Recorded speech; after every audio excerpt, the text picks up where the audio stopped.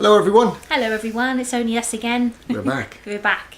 We thought we'd do, we're going to do a series of probably 2, 3, possibly more See how postings. the flow goes. See how it goes. It could go into one long one. We don't want it to because No. it's a lot of information and we don't want to get people confused. Just with examples things, so. of classic manipulation, control of other individuals, busybodies, men, elders, call them what you will, interfering in other people's lives when there's absolutely no need to do so. Namely ours. Namely ours. Just because that's what we can speak from experience and that's all we can do. So to the local elders, let's get this absolutely right from this point onwards. If you ever watch this, once again, I'll reiterate, this is not an attack on anybody as an individual. We all love you dearly and we hope that one day you will be talking about things that you've had to go through as a result of being controlled and manipulated yourselves as elders.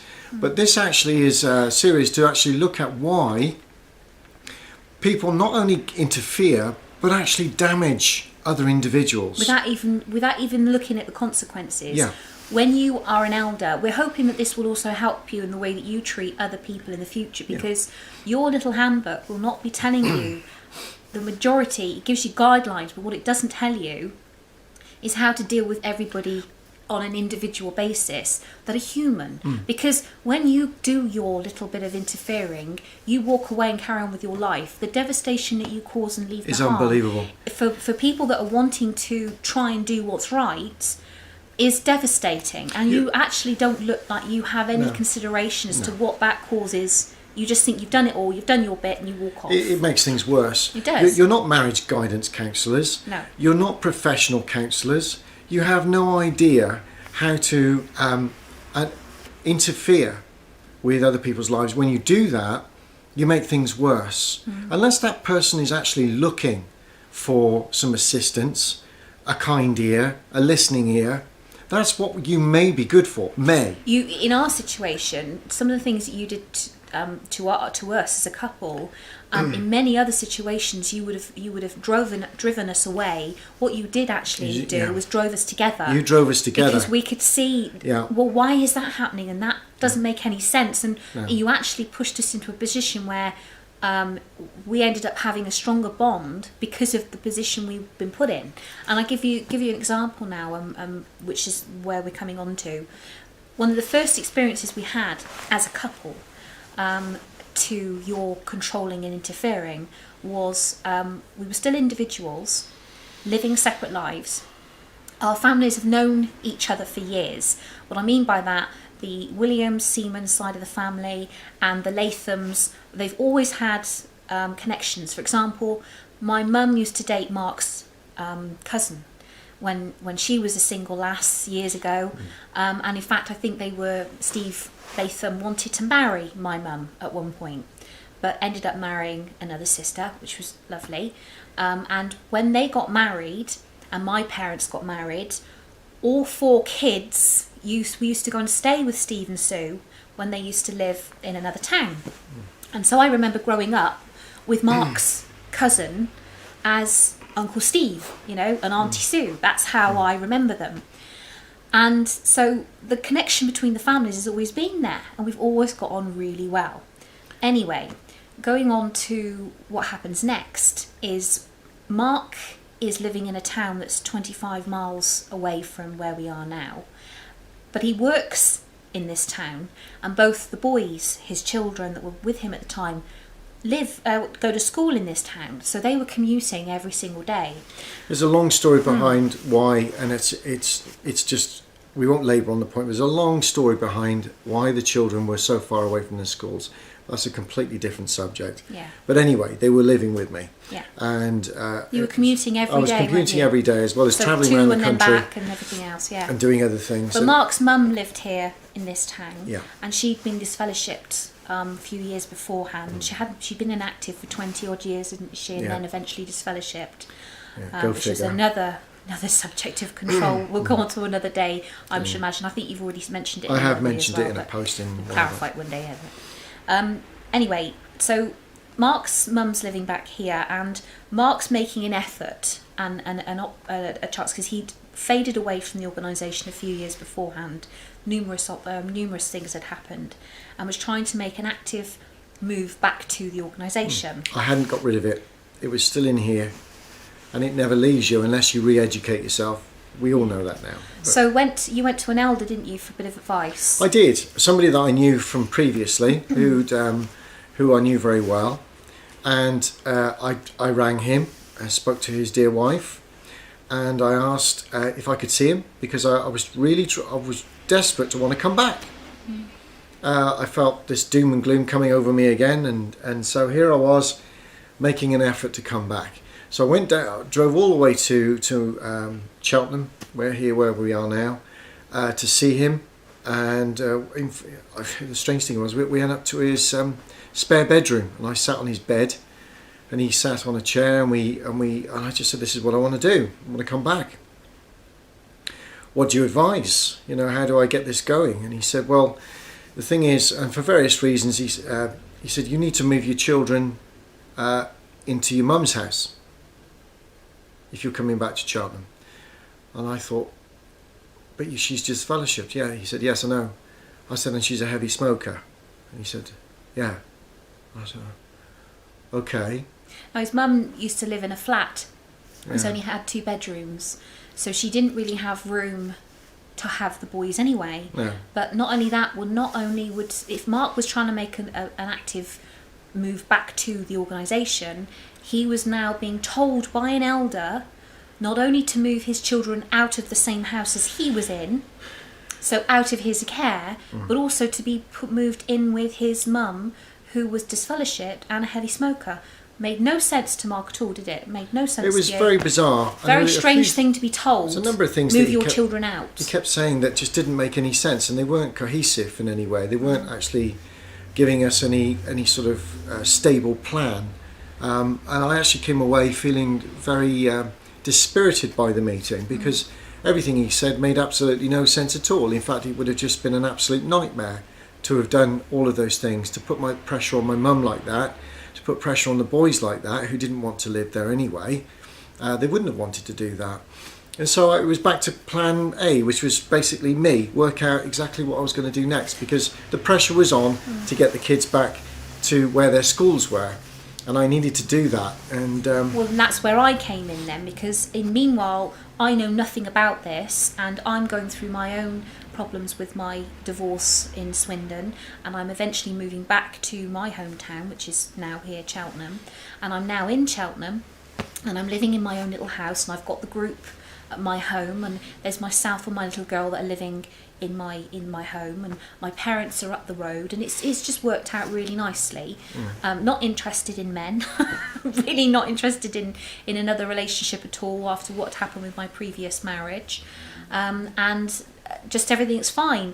And then Mark's situation comes to light with him needing to move back to Cheltenham, and I'm in a position where I've got a little house and I've got 2 bedrooms that are free, as I had made my little house into a 4-bedroom little place, and I'd made the offer to have Mark's boys, and I said, well, look, I've got 2 bedrooms, the boys are more than welcome to come and stay with me while you're trying to come back and sell your house, if that's of any help. Then my parents came on board and actually offered a place for Mark to stay. So all of a sudden, this move back to this hometown that he wanted to come back to suddenly seemed more feasible. Well, it also was doing exactly what this elder had suggested in the first place, of moving the boys to Cheltenham. He could then move as well, and it made perfect sense.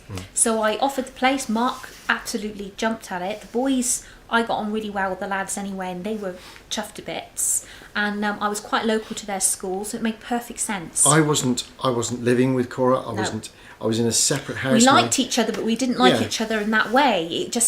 We just thought maybe something in the future, if it was going to happen, it was going to happen. And as I said to you, I wasn't interested in having another relationship at the time. I really wasn't. No.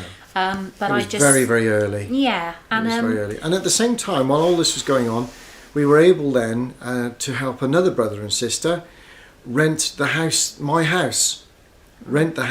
up in Cinderford, and to allow them to be able to move in there and have that at a much reduced cost. I was still paying half the mortgage, but allowed them to move in there and have the place that they could have at a much reduced cost, which was very helpful to them. But in the meantime, obviously Mark and I fell in love, and we ended up thinking, well, this is lovely, and we wanted to move things forward. And to be honest, it moved quite quickly, because the situation that we were put in by the elders was, I was told that the reason I had the group removed from my house is because I had the 2 young lads living in my place.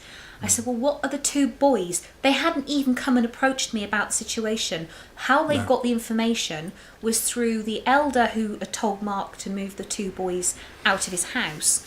His daughter actually went back, gave all this information over to her dad. Her dad did the big pot stirring, and before you know it, I've got the group removed from my home without even being told that that was going to happen. And suddenly everybody's looking at us 2 as if, what's going on? And we're like, nothing was going on. So let's just stop there for a second. So here we have men that have made a judgment without first of all talking to you. No. They didn't talk to you. No. They didn't talk to me. No. They didn't talk to your parents. No. They didn't talk to any of us, the people that were actually involved in all of this. and what was it that actually happened here? Well, we had a sister who's decided to help temporarily 2 boys live in her home, okay, in a spare room, which is a Christian act. And I didn't even see them. While this brother, Mark Latham, is trying to come back into the religion. Well, what made us laugh was the whole situation was literally they were just sleeping there. I never saw them because they had activities after school.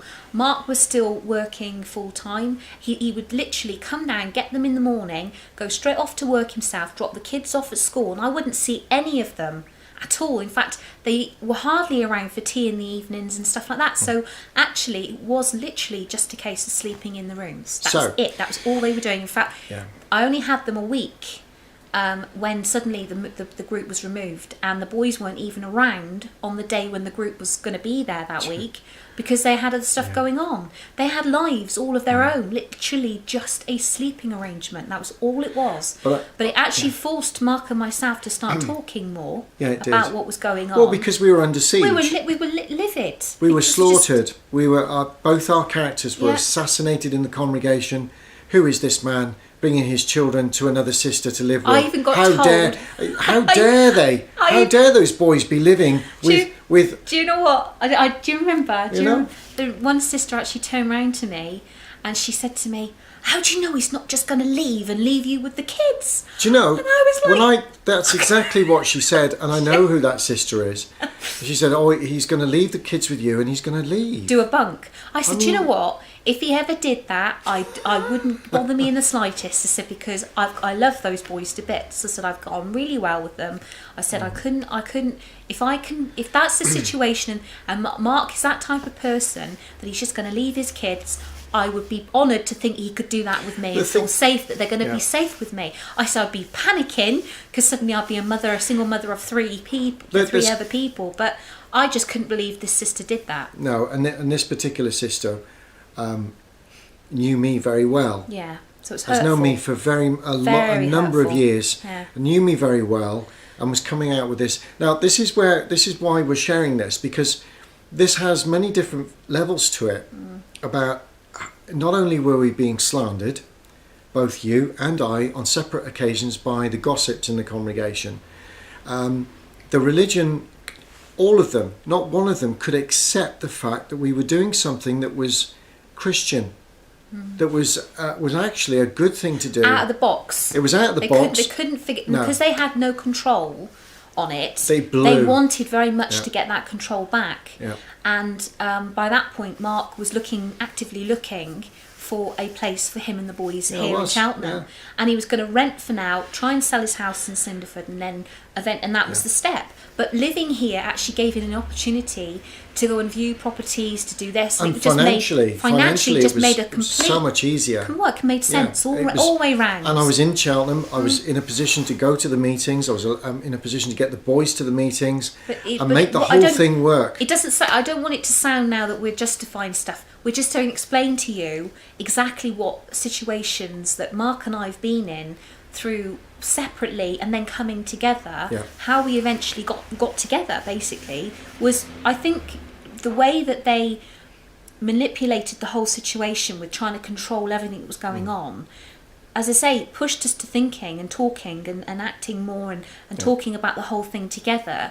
And it made things escalate very, very quickly. Yes, it did. And I remember one of the main conversations that Mark and I actually had revolved around a phone call that I had when I was living in the property. And there was about 5 of us in the living room. I remember and it I very had a well. phone call from this particular brother that has been a nosy busybody in people's lives for years. I picked up the phone, I put it on loudspeaker, and I ended up having to have an entire conversation where I was trying to tell him everything that he was saying was completely the opposite, and he would not let it drop. Yeah. He kept hammering me, not realising I had witnesses to the phone call, literally with his big hammer bashing me in the floor. He couldn't have got me any lower if he'd have tried. And because I kept saying to him, no brother, yes brother, 3 bags full brother, he literally loved it. He was almost getting off on the fact that he had me in a corner. And Mark was livid because the things he was saying were so rude and so intrusive on my own personal life that he had no right to be talking about. But he was very, very explicit and felt he had every right to say the things he did. Control you and manipulate you. Single sister. A single sister, a consenting adult, a woman that's divorced, living her own life, completely independent from anybody else, and yet this man rings her and slaughters her on the phone. He slaughtered her. Yes, you did, and you know exactly who you are. I'm as angry today as I was back then over what you did, because it makes me realise how many others have you done that to. You think you have the right to do that. This is the thing. You can't do this to people because there are people out there that aren't strong, and they will hear what you're saying and they will act on it.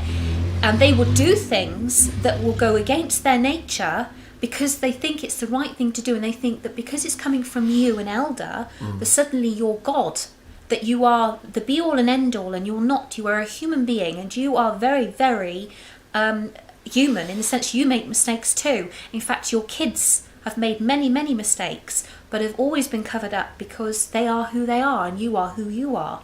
And that's what gets me very frustrated, is that it, depending on who you are in the congregation, if you are the son or a daughter of an elder, you do get away with a lot more than if you aren't. In a lot of cases. And in our situation, having no elders in our family and no ministerial servants either at the time, we are, apart from my uncle, but who was very far removed from me in my situation at the time, it's you're literally on your own, and you're scrambling for air because you're being pushed down constantly. And I know that the elders do this. So going back to that letter that we were reading earlier on another video about shepherding, you have to have a compassion there in the first place to be able to do this carefully.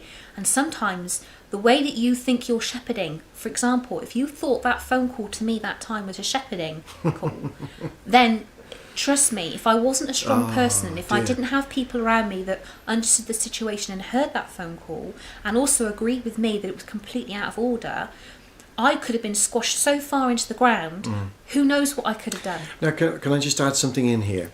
After that phone call had finished, you came off the phone and you were a wreck. Yeah. You were an absolute wreck. He'd emotionally beaten me into the ground. He had. Now, this is another interesting point about this particular religion. Now, this man has put the phone down after he slaughtered this woman here. Slaughtered her. Got inside her head and completely slaughtered her. Made her feel cheap and dirty and degraded, humiliated, all of those things. He put the phone down. Now, this is an interesting point. If, when that happens, when an elder abuses his position, which quite clearly on this occasion, he really did. There is nowhere for you to go with this. No. You can't go to an appeal. You can't go through a grievance procedure and say, can I now speak to XYZ and I need to appeal a grievance against this particular individual who's abused me.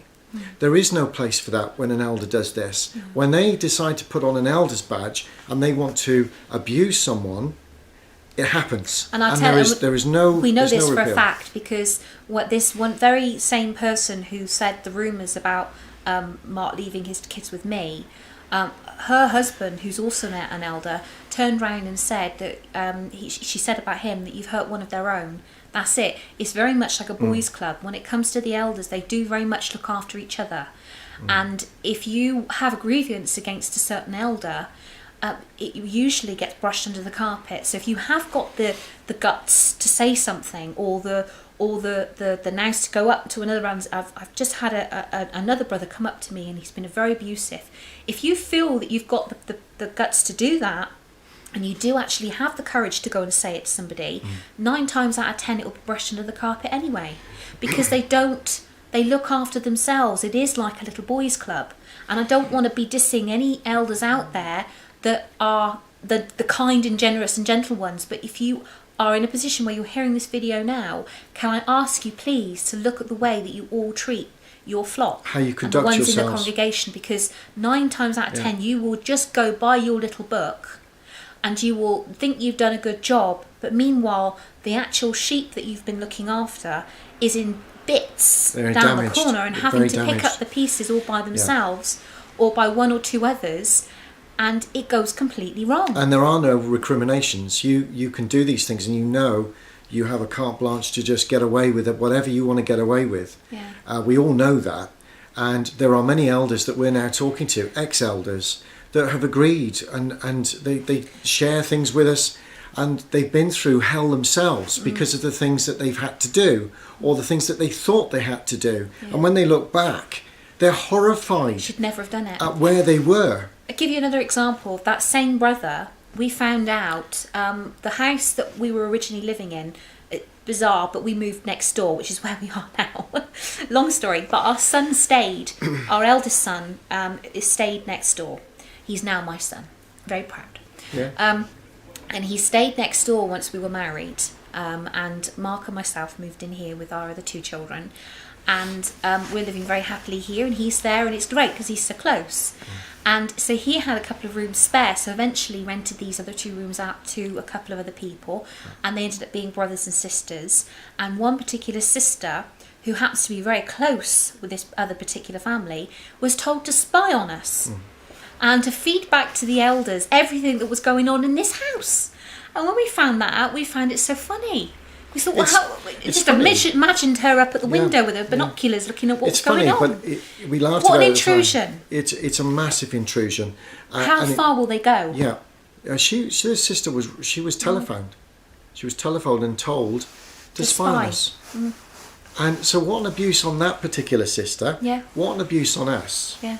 And once again, it proves very clearly that they think they can just get it. That's harassment. There are harassment laws in this country about that type of thing. It's stalking, it's wrong, it's illegal. But they get away with it because they are Jehovah's Witnesses. But they feel they have this right to know everything, every detail there is. In fact, when Mark and I went through our judicial, like we did years ago, when we were first together and married, the questions that they asked us, looking back now, we should have just said, what on earth has that got to do with you? How dare you ask that? How dare you ask that? But at the you? time, we answered them. Yeah, we did. And you think to yourself, I just can't believe we went through that. The control that they have over you, they ask you a question and you automatically answer it. And you don't even say, that's got nothing to do with you. And actually put them in their place. Yeah. They are, at the end of the day, exactly the same as you and me and Mark. No different. They are either a married person or not. They've got a wife, children. Just because they get the badge called elder does not give them an excuse and a right to be intrusive into your life. No, not at those levels. It's disgraceful. It's disgusting. When you think that many of these elders, and as the years go by, you unfold many different pictures about their lives and things that they've been doing wrong as well. All of us are imperfect people, and that's what this so sorry mess is about.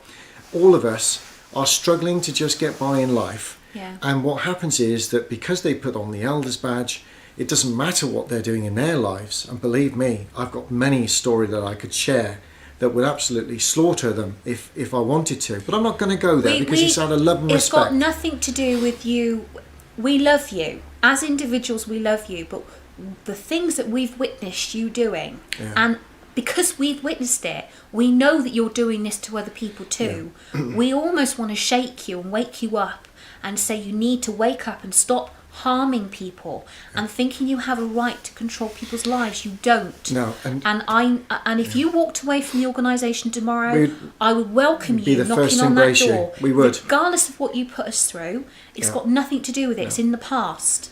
But the point is, you need to really see what it is you're doing, and no one's ever going to do that to you in the organisation because they're all too controlled by the cult to know elders are somehow superior to everyone else in the congregation, and it's not the truth. Can I also add to that whenever these judicial meetings take place or private shepherding calls, it's completely confidential. This stuff can never be shared with anybody else. It's an absolute outrage if we were to talk about something that you'd said to us with another brother and sister. We would be cancelled for that, probably disciplined or reproved for it too. So also the fact that you do and make the decisions and say the terrible things that you often say to vulnerable people who are very worried about where this is all leading, you then leave knowing it's confidential and you've got away with it. When you decide to abuse, because you don't have the professionalism, you don't have the counselling skills, you don't have anything other than what we've already got to get through this. But that's what's so damaging about the religion. It's all confidential. Not going to talk about it. Interesting, isn't it? We've got many other experiences which we're going to come on to on other videos, we are. But that's just one experience that was several experiences together where we weren't doing anything wrong, but we were still controlled and still condemned as well. And what you did was make us stronger, and you made us start to wake up in another way, in the sense of, you did start those old brain cells together because we were talking about it as a couple of people, along with a couple of other people there as well, and as a group we were all looking and going, this isn't right. So you've made so many mistakes as elders that really someone needs to point them out, and we've made mistakes through our entire life. Of course we have. We will continue to because we're human, but we need to make you realise that you need to acknowledge that fact, that you are not the be all and end all, and you don't know all the answers to all the questions. You don't know any of them. Stop playing God. Stop playing with people's lives and stop damaging people. It's toxic. What you're doing. It's not Christian. No. But anyway, we still love you. Thank you very much for listening. And we'll talk to you soon. Bye for now. Bye.